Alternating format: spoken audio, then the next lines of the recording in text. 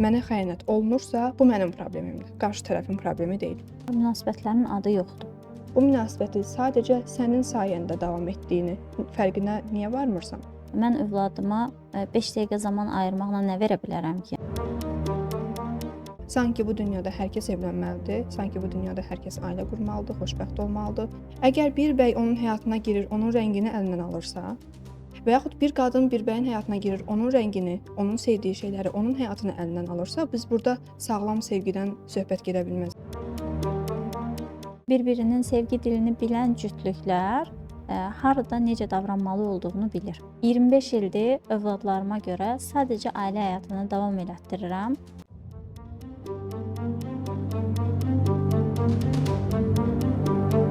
Hər vaxtınız xeyir olsun, dəyərli izləyicilərimiz. Psixoanaliz hər cümə olduğu kimi yenə də efirdədir. Bugünkü mövzumuz sevgi dilindən danışacağıq. Sevgidə psixoanaliz. Xoş gördük Ülviyə. Hər vaxtınız xeyir olsun, xoş gördük Zəhra. Bugün sevgini psixoanaliz edirik. Ümid edirəm ki, bütün suallara cavab almış olacaqlar. Bəli. Freydə görə sevgi adi, ego və superegodan ibarətdir. Sevginin də təbii ki, uşaqlıq dönəmi ilə əlaqəlidir. Bir insan narsistik sevgi yaşaya bilər və yaxud tez bağlanma problemləri ola bilər və ya sevgi bir insana görə məntiqi sevgidir, bir insana görə isə duyğusal sevgidir və bunların arasında nə kimi fərq var? Əslində psixoloji olaraq bir insan məntiqi sevgi yaşasın, yoxsa duyğusal sevgi yaşasın və ya arasındakı o tarazlığı necə qorumağı bacarmalıdır? Biraz bunlara toxunaq. Çünki hər bir insan öz sevgisini sorğuluyur. Sevirəmmi, sevilirəmmi? Bir insan sevgini necə almalıdır, sevgini necə verməyi bacarmalıdır? Bunu bilmir və öz-özündə sorğuluyur. Gəlin baxaq birinci ID bölməsinə. Yəni bir insan ID-də, superegoda, egoda necə qalır? Və bu onun sevgi həyatına necə yansıyır? ID bizim içsəl, təməl duyğularımızdır və bir insan sevgini valideynlərindən necə alırsa, o şəkildə də sevgi verməyə və sevgi almağı öyrənir. Çox təəssüflər olsun ki, əgər bir valideyn öz övladına sevgini düzgün şəkildə verməyi bacarmırsa, o zaman bu insanlar mütləq ki, yetişkin həyatında sevgidə problemlər yaşayacaqlar. Həmçinin ego da bura daxildir. Ego isə bir insanın məntiqi və gerçəkçi tərəfidir. Sevgidə necə ki, insanlar məntiqi daha çox seçirsə, məntiq evliliyi deyirik, məntiq sevgisi deyirik. Bu insanların egosunun yansımasıdır əslində. Və həmçinin superego da bura daxildir ki, superego bizim toplumsal qaydalarımızdır, bizim əxlaqi dəyərlərimizdir, din, fəlsəfə, valideynlərin dünya görüşü. Hətta günümüzdə də çox təəssüf ki, sevmədən anası atasının razılığı ilə evlənən xanımlarımız var və yaxud bir kişi özündə o gücü hiss etmədən anasının bəyəndiyi bir qızla evlənir və daha sonra %90% boşanmaların səbəbindən biri də budur. Və bir insan toplumsal qaydası necədirsə, məsələn, çöldə gəzəndə əllə gəzmək olmaz, cinsəllikdən danışmaq olmaz, sevgini düzgün şəkildə bildirmək lazımdır. Bunların hər biri əxlaqi dəyərlər bir insanın superegosunun məhsuludur. Bütün bunların təməli əslində bayaq qeyd elədiyin kimi uşaqlıqda dayanır və uşaqlıqda əgər valideynlə düzgün bağ qurulmursa, bu onun münasibətlərinə də təsir göstərir. Biz əvvəlki efirlərdə də bu barədə əslində qeyd eləmişdik, ancaq indi mövzumuz sevgi olduğuna görə daha detallı məlumatlar verəcəyik və burada bağlanma stillərindən də danışacağıq. Amma əvvəl bir şeyə diqqət yetirmək istəyirəm ki, valideynlər övladları ilə vaxt keçirtmək deyəndə bunu çox uzun bir zaman olaraq düşünürlər. Daha çox da bu işləyən şəxslər üçün daha çətinlik yaradır və düşünürlər ki, mən övladıma 5 dəqiqə zaman ayırmaqla nə verə bilərəm ki? Ancaq o 5 dəqiqə dediyimiz zaman keyfiyyətli zaman olduqda uşaq orada valideynlə bağ qurur. Və bizim uşaqla 24 saat zaman keçirməyimiz önəmli deyil. Bizim uşaqla orada keyfiyyətli zaman keçirməyimiz önəmlidir. Və buradan qaynaqlı olaraq da oğlanlar anaları ilə bağ qurur, qızlar ataları ilə bağ qurur. Və bu proses düzgün getmədikdə, gələcəkdə bu uşaqlar yetişkin olduqlarında münasibətlərində ciddi problemlər yaşayırlar. Deyirsən ki, ata qızı ilə münasibət qurur və ana isə oğlu ilə münasibət qurur və biz nə qədər bugün günümüzdə Hansı qız övladları atası ilə vaxt keçirdir? Hansı qız övladı ata ilə birlikdə gəzməyə gedir, onunla düzgün şəkildə bağ qura bilir, danışa bilir, söhbət edə bilir? Biz valideynlərimizdən həmişə nə görmüşük? Atan gəldi, sus. Biz ata modeli evdə olarsa, biz susdurulmağı öyrənmişik, ayaq altında dolaşmamağı öyrədilmişik və avtomatik olaraq ata görüləndə ata bərabərdir susmağa. Ataya heç nə demə, ata əsəbləşər, ata yorğun gəlir, sakit dur, danışma və bu şəkildə susdurulur bir qız övladı və daha sonra əks cinslə necə rəftar etməsini bilmir, əks cinsə necə münasibət quracağını bilmir, ondan alınan sevgi necə olmalıdır. Çünki biz atadan nə sevgi görürüksə və yaxud da görmürüksə, daha sonra bu travmatik olaraq bizim həyatımızda öz sözünü deyir və bizim qarşımıza çıxan insanların əksəriyyəti bu gün seanslar qəbul edirik və qızlarımız nə deyir? Deyirəm ki, yoldaşınla atan aranda hər hansısa bir oxşarlıq varmı? Deyir, bəli, kopyasıdır. O da əsəbləşərdi, o da filan şey edərdi və avtomatik biz buna fikir verməliyik ki, mənim atamla münasibətim necə olubsa, mənim qarşıma çıxan əks cinslər də bu şəkildə bu problemlərlə rastlaşa bilərəm. Tamamilə razıyam. Birə-bir eyni analarının eynisi, atalarının eynisi həyatına çəkilir və bu da ondan qaynaqlı olur ki, o təməldə o bağ düzgün qurulmur. Sənin də qeyd elədiyin kimi, hal-hazırda çox nadir hallarda atalar qızları ilə zaman keçirir. Burada zaman keçirtmək deyəndə keyfiyyətli zamandan söhbət gedir. Telefona birlikdə baxmaq və ya sadəcə yemək yeyəndə bir yerdə oturmaq bu zaman keçirmək olaraq qeyd olunmamalıdır. Hətta restorana gedirlər. Mən tapşırıq verirəm ki, məsələn, valideyn olaraq birlikdə gedin restorana, birlikdə vaxt keçirdin. Pasiyent gəlir deyir ki, getdik vaxt keçirtməyə. Canlı musiqi olan bir məkanda əyləşdik. Atam öz telefonundan oynayırdı, mən öz telefonuma baxırdım. Heç bir söhbət olmayıb yenə də. Amma birlikdə 1 saat, 2 saat vaxt keçirtmişəm. Bu nə dərəcədə verimli bir vaxt ola bilər? Bu artıq birlikdə zaman keçirmək deyil təbii ki. Çünki fərqli bir şey edilmədi. Yenə də olduğu kimi hər kəs öz sahəsində olduğu kimi qaldı. Telefonla oynadılar və bir-birləri ilə ünsiyyətə keçmədilər. Bir-birləri ilə o bağı qurmadılar və o uşaqlıqda qoyulmayan bağ gəlib yeniyetməlikdə qoyulması onsuz da biraz çətin məsələ olur və gəlib gənc yaşına çatanda o bağı qurmaq tamamilə imkansıza çevrilir. Mümkündür o bağı qurmaq, amma bunun üçün kim addım atacaq? Deyirsən mümkündür. Amma ata deyir ki, qızımla necə bir vaxt keçirdə bilərəm? Oğlan olsaydı futbol aparardım və yaxud da dostlarımla görüşə gedəndə aparardım özümlə bərabər. Amma qızdır, anası ilə daha çox yaxındır, ona dərdini deyir, sözünü deyir. Mənlə necə ünsiyyət qursun? Və ata burada yanaşma tərzini bilmir artıq avtomatik. Mənim mümkündür də nəzərdə tutduğum əslində kimin addım atacağı məsələsidir. Tərəflərdən heç biri addım atmadığı üçün bu proses elə uşaqlıqdan necə gəlib elə də davam eləyir və əslində əgər ata qızı ilə vaxt keçirmək istəyirsə, mütləq ki, ortaq bir şey tapacaq. Mütləq ortaq keyfiyyətli zaman keçirəcəyi, bir-birlərinə xoş gələcək bir şeylər tapacaq. Artıq görürük ki, bağlanma stilləri önəm daşıyır. Bağlanma stilləri nədir? Bağlanma stilləri bizim uşaqlıqda öyrəndiyimiz o bağ qurduğumuz ata-ana ilə gələcəkdə bütün həyatımıza tətbiq elədiyimiz bağlanma stilidir. Bu təkcə sevgi münasibətinə aid deyil. Bu həm sevgi münasibətinə aiddir, həm dostluq münasibətinə aiddir. 4 bağlanma stili var. Birincisi təhlükəsiz bağlanmadır. Bu bağlanmada uşaq valideynindən qayğıkeş, hörmətli, daha anlayışlı bir münasibət görür və həmin şəxslər böyüyəndə də daha sabit bir münasibətləri olur.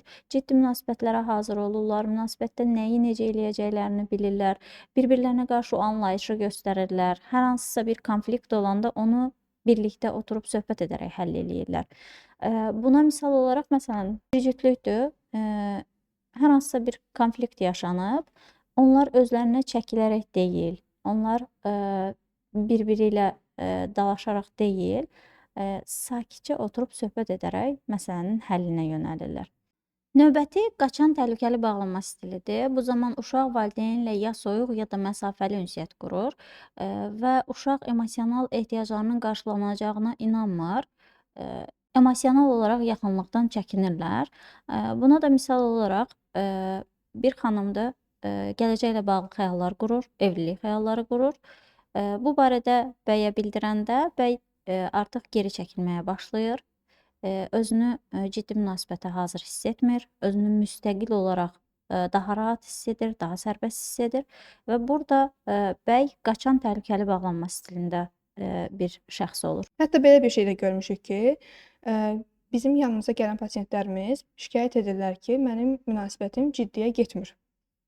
Yəni evlənməklə nəticələnmir. Hər zaman elə bir problemlər yaranır ki, 5 illik, 6 illik bir sevgi həyatı yaşayıram. Hətta nişanlanma da olur bu dönəmdə. Amma evliliklə nəticələnmir. Həmin insanın şüuraltısına endiyimiz zaman görürük ki, bu insanın evlənməklə bağlı qorxuları var. Elə bu insan da əslində qaçan tərəfdir. Yəni elə bir problem yaranır ki, özündən asılı deyil. Əslində bunun belə nəticələnməsini istəmir, evlənmək istəyir, amma istək olaraq belədir. Amma şüuraltı buna hazır deyil, evliliklə bağlı qorxuları var və yaxud xoşbəxt bir ailə portreti yoxdur bu insanın beynində. Yəni anada, atada bir-birinə qarşı olan sevgini görməyib və yaxud xoşbəxt ailə portreti necə olmalıdır, ailə necə olmalıdır, ailədə baş verən problemləri necə həll etməlidir. Buna baxır və bu insan artıq evliliklə bağlı qorxuları yaranır. Evliliklə bağlı qorxusu yarandığı üçün səbəblər onun üzərindən olmasa da, həmin şəxs o münasibətin bitməsinə səbəb olmasa da, belə deyək də, kainat, evren elə dönür ki, bir problem çıxır, bir səbəb çıxır və bu insan həqiqətən də münasibətini ciddiyə apara bilmir. Yəni evliliyini apara bilmir. Bu əslində bizim növbəti bağlanma stilimizə uyğun gəlir. Dağınıq, qarışıq bağlanma stili. Bu zaman uşaq ya travmatik hadisələr yaşayır, ya valideynindən gördüyü qorxu dolu davranışlarla təcrübələr qazanır. Münasibətdə qarışıqlıq yaşayır, nizamsızlıq yaşayır. Həm yaxınlaşmaq istəyir, həm də yaxınlaşmaqla bağlı qorxuları olur deyə geri çəkilir. Və bu travmalar emosional olaraq eyni prosesləri yaşamasına yönləndirir. Və həmin şəxslərin münasibətlərdə travma və emosional problemlər yaşaması ehtimalları yüksəlir. Sonuncu bağlanma stilimiz isə narahat ambivalent bağlanma stilidir. Bu bağlanma stilində valideyn ya ardıcıl olmayan ya da ziddiyyətli davranışlar göstərir və şəxs həddindən artıq yapışqan və ehtiyaclı olur. Buna misal gətirə bilərik ki, partnyor digər partnyora davamlı şəkildə hardasan, neynirsən, niyə mənə xəbər vermirsən, niyə telefona baxmırsan, niyə mənə cavab vermirsən şəklində idarə etməyə çalışır. Hətta belə bir şey də var ki, WhatsApp-da yazır, 1 dəqiqə onlayndır, amma yazmadı. 59-58 saniyələr sayıb. Sən mənə niyə 1 dəqiqə sonra, 2 dəqiqə sonra mesaj yazdın, onlayn idin, nə oldu, nə dəyişdi, ətrafında kim var? Hətta belə bir münasibətlərdə çətinlik dönəmi də var ki, bununla kifayətlənmir. Onlayn olduğunu görür, qıcıqlanır, ətrafında kiminsə olduğunu düşünür və öz-özündən nələrsə qurur bir qadın beynində. Hətta bu bəylərə də məxsusdur. Görüntülü yığır, səsli yığır, canlı konum istəyir və daha sonra isə nə üçün belə etdim, niyə münasibətimi bu şəkildə darlayaraq özümdən uzaqlaşdırdım. Özündən uzaqlaşdırır xanım və daha sonra o insanlar məni tərk edir deyə yenidən münasibətlə bağlı depressiya yaşayır. Və bu ard-arda zənglərin, mesajların nəticəsində düşünməyə başlayır ki, görəsən mən ona neyləmişəm? Artıq məni əvvəlki kimi sevməyir. Bəlkə başqası ilə danışır. Bəlkə başqası var həyatında. Bu kimi düşüncələrə dalırlar və bu da özgüvən əksikliyindən də tərk edilmə qorxusu ilə bağlı buna gətirib çıxardır. Və bu bağlanma stilində emosional dalğalanmalar yaşanır buna görə də. Hətta həmin insanlar deyir ki, Zəhra xanım, məni hər zaman tərk edən partnyorla birlikdə oluram və yaxud mənə xəyanət edən partnyorla bərabər oluram. Niyə bu belədir? Niyə mənə gələn insanlar mənə xəyanət edir, məni ikinci plana atır və yaxud istəksizlik, dəyərsizlik, sevgisizlik yaşayıram mən? Bu insan artıq o qədər qarşı tərəfdə görür ki, bu günahı, o qədər qarşı tərəfdə axtarır onun cavabını. Amma mənim qorxum nədir? Mən niyə mənə xəyanət edən insanla bərabər oluram daha çox? Niyə mən daha çox münasibətimdə istəksizlik yaşayıram? Mənə qarşı sevgisizlik, dəyərsizlik görürəm. Çünki mənim aidim, yəni təməl bölgəm səhvdir, yanlışdır. Mən aididə nədir aidi? Təməl duyğular. Verilişin əvvəlində dediyimiz kimi, təməl duyğularda nə idi? Bir insanın, bir uşağın valideynindən gördükləri. və bu təbii ki, qorxu ilə nəticələnir və bir insan, mən hər zaman bunu deyirəm və hər zaman bunun tərəfdarıyam. Mən xəyanət olunuramsa, mənə xəyanət olunursa, bu mənim problemimdir, qarşı tərəfin problemi deyil. Nə üçün bu belədir? Mənim şüuraltım, mənim inanclarım, mənim qorxularım həmin xəyanəti yaşamağıma mənə təşviq edir.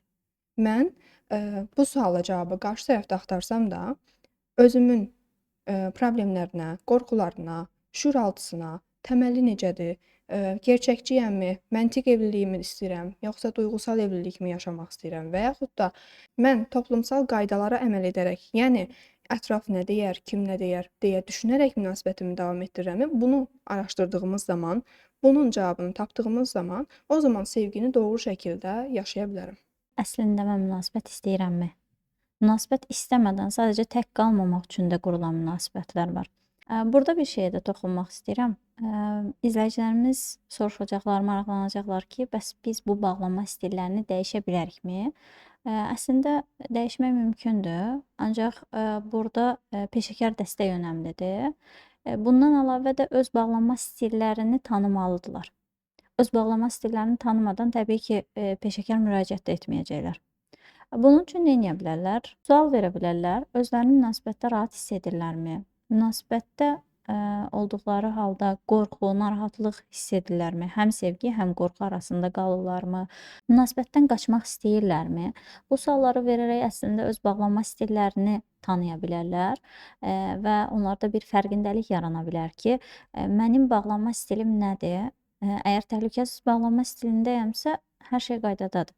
Əgər qaçan təhlükəli bağlanma stilindəyəmsə, burada artıq bir problem var deməkdir. Və ya digərləri dağınıq bağlanma stili olsun, natırın bağlanma stili olsun və bunların hər biri analiz olunduqda və peşəkar dəstək alındıqda dəyişilib daha sağlam bir münasibətə başlamaları mümkündür. Münasibətdən qaçmağa da toxunum. Münasibətdən qaçmaq necə olur? Bunu biz müşahidə edirik daha çox xanımlarımızda. Əgər bir problem baş verirsə münasibətdə, mən o problemi həll etmək əvəzinə mən bu münasibəti bitirirəm, ayrılıram deyən xanımlardır, münasibətdən qaçan xanımlar. Yəni mənim üçün münasibət önəmlidirmi? Mən bu insanla müəyyən dərəcədə bir yol qət etmək istəyirəmmi? Hər zaman başımıza problemlər gələcək, hər zaman aramızda, münasibətimizdə bir, anlaşmazlıq olacaq təbii ki. Amma mən bu anlaşmazlığı həll etmək istəyirəm, yoxsa bitirmək istəyirəm? Burada da əsas problemimiz bizim. Düzgün münasibət necə olmalıdır və münasibətlərdə etdiyimiz təməl səhvlərdən biri nədir? Biz, başımıza gələn problemləri, münasibətdə yaşadığımız problemləri həll etmək əvəzinə, qarşılıqlı şəkildə anlaşmaq əvəzinə biz o problemləri həll etmədən qarşı tərəfdən ayrılaraq həll etmiş sayılırıq. Ayrıldıq, tamam. Yaxşı, o insan artıq bizim həyatımızda deyil və bunu da istəmir xanım. Deyir ki, məsələn, mən dedim ayrıldım. Sən niyə ayrıldın məndən? Sən niyə mən çaba sərf etmədin? Burada birinci diqqət qayğını görmək üçündür. Çünki bunu valideyndən görməyib, valideyn soyuq olub, sənin bayaq dediyin kimi. Valideyn soyuq olub, ona sevgisini tam şəkildə bildirə bilməyib. Aralarında müəyyən soyuqluq olduğuna görə artıq bu insanın necə sevildiyini bilmə hissi var. Yəni bunu hiss etmək istəyir. Mən necə sevilirəm? Mən bu insanın ayrılanda, kənara çəkiləndə bu insan məni əldə etmək üçün çaba sərf edəcəkmi? Bu insan məni əldə etmək üçün nələrsə edəcəkmi? Yəni mən özümü nə dərəcədə dəyərli bilirəm bu münasibətdə və yaxud o insan mənə dediyim kimi, istədiyim kimi dəyər verirmi? Birinci növbədə bunu düşünərək, bunu hiss edərək qarşı tərəf mən ayrılıram deyir. İkinci növbədə isə mən ayrılıram demək, mən problemlərimi göz ardı edirəm. Mən buradakı baş verən problemi həll etmək istəmirəm. Mənim olayım, mənim hadisəm səninlə deyil, mənim qorxularımla, düşüncələrimlə əlaqədardır və mən bu münasibətdən heç bir şey qazanmadığım üçün və ya bu münasibəti davam etdirmək istəmədiyim üçün ayrılıram. Və ondan sonra da başlayır aşırı şəkildə depressiya. Qeyd elədin ki, qarşı tərəfdən dəyər görmək istəyir, o dəyəri anlamaq istəyir ki, mən onun üçün nə qədər dəyərliyəm və mənim üçün nə qədər çaba sərf eləyəcək.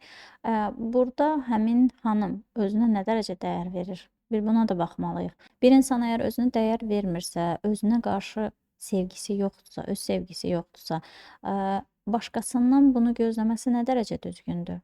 Bir insan özünə dəyəri hər zaman eşidir bunu psixoloqlardan. Özünə dəyər ver, güzgünün qarşısına keç, özümü sevirəm de. Bunu uşaqlıqda bu təməl duyğunu görməyən bir insan üçün bu çətindir. Amma bunu düzgün şəkildə psixoloji olaraq biz, danışdığımız zaman, peşəkar dəstəyi aldığı zaman, bəli, bu mümkündür. Bir insan özünü sevməyi öyrənməlidir.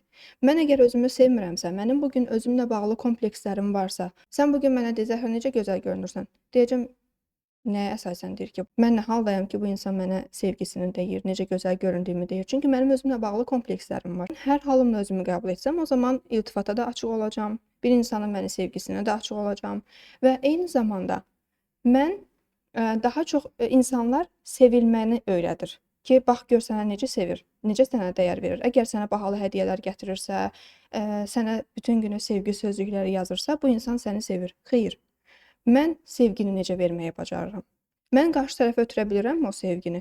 Sözünə qüvvət, bəzi çox gözəl xanımlar var ki, özlərini heç bir şəkildə gözəl saymırlar, amma əslində çox gözəldirlər. Bu da özlərinə qarşı o, belə deyək, özlərini görməməkləridir deyək, öz dəyərlərini, öz sevgilərini və uşaqlıqda o təməldə qoyulmayan, sevgi gəlib, yetkinlik yaşında da özünü göstərir.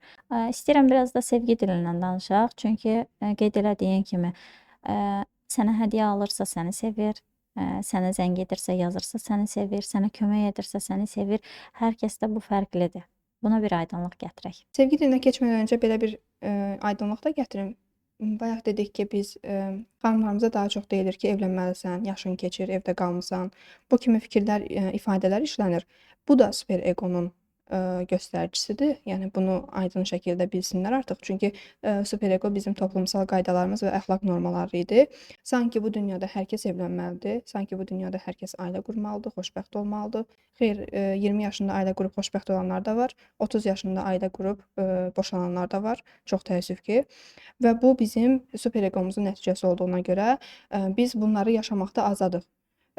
Sevgini yaşamaqda da azadıq, ailə qurmaqda da azadıq və ya qurmamaqda da azadıq.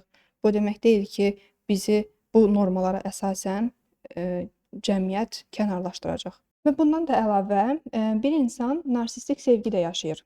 Yəni, özünə qarşı o qədər sevgisi boldur ki, yəni bayaq çünki dedik ki, sevgisini hiss etmir, özünə qarşı sevgisi yoxdur və bunu ala da bilmir. Bunu qarşı tərəfə ötürməyi də bacarmır və narsistik sevgi yaşayan insanlar da var. Sadəcə öz duyğuları önəmlidir, sadəcə özünü sevir, qarşı tərəfi buna görə alçaldır və bir insan narsistik sevgini necə hiss edə bilər? İlk 3 ayı çox yaxşıdır. Sevgidən göylərə uçuruq, göyün 7-ci qatındayıq. Hədiyyələr, güllər, jestlər, sevgi sözcükləri və biz o 3 aydan sonra başlayırıq artıq münasibətdə müəyyən enişlər, çıxışlar yaşamağa. Daha sonra münasibətlərdəki o problemləri bu dönəmdə həll edirik və başlayır 6 ayından sonra. 6 ayından sonra qarşı tərəfi alçaltmaq. Sən sevgi nədir bilmirdin, mən sənə öyrətdim sevgini. Və yaxud mənim qayda-qanunlarımla yaşamalısan. Mən bu gün sənin harasa çölə çıxmağını istəmirəmsə, sən çıxmamalısan. Yəni özünün hisslərini önəmsəyərək qarşı tərəfin hisslərini göz ardı edən və onun istəklərini göz ardı edən bir insan ilk 3 ayına görə qalan qadın. Yəni biz əksər aslı münasibətlərdə necə oluruq? İlk 3 ay çox yaxşı keçdiyi üçün bundan sonraki dönəmləri də o 3 aya görə yaşayırıq. Və buna görə o qədər qadınlarımız var, qızlarımız var ki, 6 illik münasibət yaşayır, 5 illik münasibət yaşayır. O münasibətin içərisində alçaldılır, təhqir görülür, tənqid olunur. Hətta onun sevgisi belə sorğulanır. Amma axı o başlarda yaxşı idi. Başlarda biz bir-birimizi sevirdik, bir-birimizə jestlərimiz var idi, mənim yanımda idi, kömək idi mənə sevdiyini deyirdi, dəyər verirdi, bunu hiss edirdim. Yaxşı, bəs bunu sən ilk münasibətinin 1-ci ilində yaşamısan. Bəs bundan sonraki 4 ilin, 5 ilin uzatma olduğunu, bu münasibəti sadəcə sənin sayəndə davam etdiyini fərqinə niyə varmırsan? Çünki bu münasibətləri, 5 illik münasibəti bir xanıma məsləhətim bu olar ki, və yaxud bəylərimiz də bunu bəzən yaşayır. Əksəriyyət xanımlarımız yaşadığı üçün bunu belə misal çəkirəm. Xanımlarımız kənara çəkilsə, o münasibət davam edərmi? Xanımlarımız fədakarlıq etməsə, o münasibət davam edərmi? Bəzən olur ki, həqiqətən də aydınlanma yaşayır. Qarşı tərəfə sevgi verməkdən daha çox özünə sevgi verir və özünə sevgi verərək, dəyərini anlayaraq sadəcə bir müddətlik kənara çəkilir və görür ki, münasibət ayrılıqla nəticələnir. Niyə bu belədir? Çünki qarşı tərəf öyrəşib fədakarlıq duyğusunu yaşamağa. Qarşı tərəfə qarşı fədakarlıq edir, öz istəklərindən vaz keçir, özündən vaz keçir. Bir qadın nəyi sevib sevmədiyini belə qarşı tərəfdən soruşur bu münasibətdə. Sırf bu münasibət tipində bir qadın özü olmaqdan çıxır. Yəni sevdiyi şeyləri unudur, sevdiyi aktivitetləri unudur, rəfiqələrlə görüşmür, özünə baxmır. Hətta özünə baxanda çox makiyaj edəndə kimə göstərirsən özünü deyə bir münasibət sərgilənir bu münasibətdə. Və yaxud getdin rəfiqələrlə görüşdün, nə oldu? Nə əldə etdin? Boş-boş zaman keçirdirsən. Və bu kimi danışıqlar olduğuna görə, bu kimi yanaşma olduğuna görə bir qadın 5 il əvvəl yaşadığı o həyatı itirir ilk öncə və bir qadın öz rəngini itirir. Münasibətdə rənglərə mən çox önəm verirəm və bu çox önəmli bir nüansdır. Bir qadın özünə məxsus bir rəngi var, özünə məxsus bir yanaşması var və həmçinin bu bəyə də məxsusdur. Əgər bir bəy onun həyatına girir, onun rəngini əlindən alırsa və yaxud bir qadın bir bəyin həyatına girir, onun rəngini, onun sevdiyi şeyləri, onun həyatını əlindən alırsa, biz burada sağlam sevgidən söhbət gedə bilməz. Yəni bunu biz danışa bilmərik. Bir qadın o münasibəti yaşadığı zaman sevgisi ilə hər iki tərəf də həmahəng olmalıdır. Yəni mən qırmızı rəngəmsə, sən mənim qırmızı rəngimi söndürüb məni qaraldacaqsansa, o zaman mən bu sevgidən nələrsə alıram, mən bu sevgini xoş şəkildə yaşayıram və yaxud bu sevgi mənə nələrsə qatır, çox təəssüf ki, deyə bilmərik. Qeyd elədin ki, münasibətlərdə həmahəng olmalıdırlar və uzatmalardan da danışdın.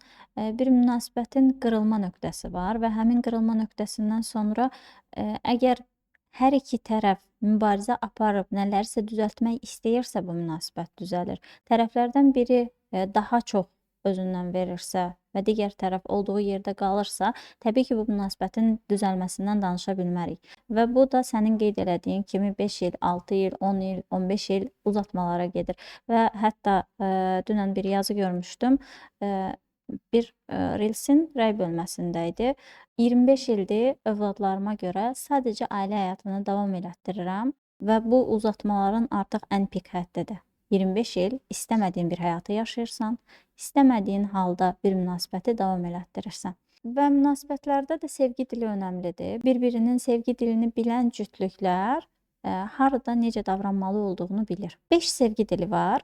Birincisi təsdiqləyici sözlər, qarşı tərəfə kömək etmək, jest, kompliment, hədiyyələr vermək, keyfiyyətli vaxt keçirilməsi və fiziki təmas. Hər kəsdə bu fərqlidir. Cütlüklərdən birində fiziki təmas sevgi dili ola bilər, digərində isə kömək sevgi dili ola bilər. Hər kəs qarşı tərəfin sevgi dilinə uyğun olaraq davranacaq. Məsələn, mənim sevgi dilim əgər fiziki təmasdırsa, qarşı tərəf buna uyğun davranmalıdır. Mənə sevgi dilimi mənə hiss etdirərək, mənə onu yaşadaraq. Qarşı tərəfin sevgi dili kömək etməkdirsə, mən ona kömək edərək ona sevgimi hiss etdirəcəm. Amma bunu necə bilə bilərəm ki, sənin sevgi dilin nədir? Çünki biz danışmırıq münasibətlərdə, biz ən çox problemi danışmadığımıza görə yaşayırıq əslində. Danışsaq, nəyi sevirəm, nəyi sevmirəm, sən mənə necə yanaşmalısan, mən bu münasibətdə nəyi gözləyirəm, bu münasibət mənə nələri qatmalıdır və mən bu münasibətdə nələri yaşasam daha çox özümü xoşbəxt hiss edərəm, bir bəy olaraq, bir qadın olaraq. Bunları danışmadığım üçün sənin dediyin kimi fiziki təmasdan bu şəkildə xoşbəxt olursansa, o zaman mən sənə yardım etmək istəyirəm və yaxud mən sənə sevgi dilimlə sözlərdən istifadə edirəmsə, daha çox sevirəm deyirəm, sevgi sözcüklərindən istifadə edirəm, amma əməldə bunu etmirəmsə, təbii ki, bu sənə görə yanlış bir sevgi dili olacaq. Eynilə elədir, çünki cütlüklər adətən bir-birlərini tanımadan münasibəti irəlilətməyə aparırlar və burada bir-birlərini tanımadıqları üçün təbii olaraq da sevgi dillərindən xəbərsiz olurlar. Bir-birlərinə qarşı sən qeyd elədiyin kimi o hədiyyələr, jestlər, hər bir şey edilir və qarşı tərəf deyir ki, mənim istədiyim bu deyil axı və deyir ki, bəs sən nə istəyirsən? Mən sənin üçün hər şey eləyirəm, hədiyyə alıram, gəzməyə aparıram, onu eləyirəm, bunu eləyirəm, amma sən yenə də razı deyilsən. Niyə razı deyil? Çünki onun sevgi dili o deyil. Çünki bu qadın şikayətlərində nə edir? Neynirəm mən bahalı telefonu, neynirəm bahalı evi və yaxud bahalı restoranları. Bu insanla mən problemimi həll edə bilmirəm. Bu gün ən adi bir sual. Bu gün günün necə keçib deyə bilmirəm. Biz günümüzü birlikdə müzakirə edə bilmirik. Biz birlikdə əyləncəli vaxt keçirdə bilmirik. Məsələn, film açırıq, filmdə ilk 5 dəqiqəsinə baxırıq. 5 dəqiqədən sonra hərə öz telefonunda, hərə öz işində və yaxud da hətta belə bir şey də olur ki, mən filmə baxmağı sevirəm, qarşı tərəf futbola baxmağı sevir. Mənə görə öz futbolundan vaz keçmir, amma o fədakarlığı məndən gözləyir ki, birlikdə futbola baxaq. Amma mən xatırlamıram ki, mənim sevdiyim bir şəxs mənimlə bərabər mənim sevdiyim bir filmə mənim baxış tərzimlə baxacaq. Bütün bunların təməlində münasibətin düzgün qurulmaması dayanır. Daha doğrusu ünsiyyətin düzgün qurulmaması. Əgər ünsiyyət düzgün qurularsa, təbii ki, həm bir-birlərinin sevgi dillərini biləcəklər, həm birlikdə keçirəcəkləri zamanda nələr edə biləcəklərini aydınlaşdıra bilərlər, ortaq bir fəaliyyətlər tapa bilərlər və bu ünsiyyətin də, bu münasibətin də təməldən ən təməldən doğru getməsi lazımdır. Yəni valideynlərlə münasibətin düzgün qurulması lazımdır. Biz burada sağlam münasibət necə olmalıdır, bunu deyə bilmərik təbii ki. Sağlam münasibət hər kəsin özünə məxsus bir münasibətidir əslində. Bu münasibətdən nələri gözləyir? Mənim hansı həyat hekayəm var? Necə bir mühitdə böyümüşəm? Necə bir ailədə doğulmuşam? Mən münasibətdən nəyi gözləyirəm? Mənə görə doğru münasibət ola bilər ki, mənimlə birlikdə vaxt keçirtməsi, məni dəyərli bilməsi, mənə səni sevirəm deməsi. Başqasına görə doğru bir münasibət ona jestlərin olunması, bahalı hədiyyələrin gəlməsidir. Elə bir insan qarşısına çıxanın deyir, mən doğru münasibət yaşayıram. Yəni bir sözlə, dəyərli izləyicilərimiz, əgər doğru münasibəti tam şəkildə necə yaşanmalıdır, bunu bilmək istəyirsinizsə, o zaman bir keçmişinizə baxın, uşaqlığınıza baxın. Baxın ki, necə bir mühitdə böyümüsünüz. Baxın ki, sizin bədəninizin, ruhunuzun nəyə ehtiyacı var. Sizə qarşı bir insan necə yanaşsa, özünüzü xoşbəxt, dəyərli, qadın kimi hiss edərsiniz. Və yaxud partnyorunuz sizə necə yaxınlaşsa, özünüzü bir kişi kimi tam şəkildə dəstəklənmiş və yararlı biri olaraq görərsiniz. Çünki bizim bəylərimizdə daha çox qarşı tərəfə nələrsə etmək, qarşı tərəfə jestlərin olunması, onun problemlərinin həll edilməsi bu önəmlidir. Xanımlarımız üçün isə mənəvi olaraq o insanın yanında olmaq, sevgisini vermək, onu anlamaq, dinləmək, gününü birlikdə paylaşmaq və gününün problemlərini, gününün xoş keçdiyi ən elementar, özünü xoşbəxt edən bir hadisə başına gəlir, onu qarşı tərəfə düzgün ünsiyyətlə çatdıra bilməyi bacarmaq bir qadın üçün daha önəmlidir. Günümüzün əsas problemlərindən biri də var. Münasibətlərin adı yoxdur. Adsız münasibətlər olaraq davam eləyir. Sənin üçün xoşdur, mənim üçün xoşdur, hər şey belə də davam eləyir və son nəticə bu münasibət hara gedir? Getdiyi yerə qədər. Və o getdiyi yerə qədər hər şey qırılır, tökülür və münasibət dırnaqarası münasibətdən əsər əlaməti qalmır. Ona görə də münasibətləri adlandırmaq lazımdır. Hər şeyin mütləq ki bir adı olmalıdır. Bu münasibət nədir? Sevgidir, dostluqdur, flörtdür, nədir? Bunu mütləq adlandırmaq lazımdır. Sən nə dost kimi dost deyilsən, nə sevgili kimi sevgili deyilsən, nə flört kimi flört deyilsən, nədir bəs? Belə bir sual yaranır xanımlarımızda. Mən nə yaşayıram? Mən nəyin içindəyəm? Mən necə bir duyğu yaşayıram? Dostluqsa, o zaman hanı sənin məni anlaman? Flörtüksə, sadəcə həyəcandan ibarətik. Həyəcanımız sönəndə o münasibət də bitəcək. Və yaxud həyatımda həqiqətən də mən səni istəyirəm deyirəmsə, o zaman başımıza gələn problemlərdə qaçacaqmı, yoxsa o problemdə qalaraq həll edəcəmmi? Hər bir şeyin adı var, bəli. Dostluğun da adı var, sevginin də adı var, münasibətin də adı olmalıdır. Necə ki, biz adsız olaraq olsaq, öz dəyərlərimizi bilməyəcəyik, öz problemlərimizi, başımıza gələn hadisələri düzgün şəkildə analiz edə bilməyəcəyik. Eyni zamanda da münasibətimizdə problem yaşadığımız zaman zaten adı olmayan bir münasibətdir. O zaman mən burada nəyi həll edə bilərəm? İlk öncə məncə elə gəlin adı qoymaqla, o insana qarşı necə hiss etməklə, o insanın sizin həyatınızdakı rolu ilə birinci ad qoyun, ilk problemi buradan həll edin. Daha sonra isə aranızda baş verən, münasibətinizdə baş verən problemlərin həllinə yönəlin. Belə, bir efirin daha sonuna gəldik. Ümidvaram ki, bizim bugünkü analizimiz sizlərin suallarına cavab oldu. Hər birinizə hər günün sevgini hiss edəcəyiniz günlər arzu edirəm.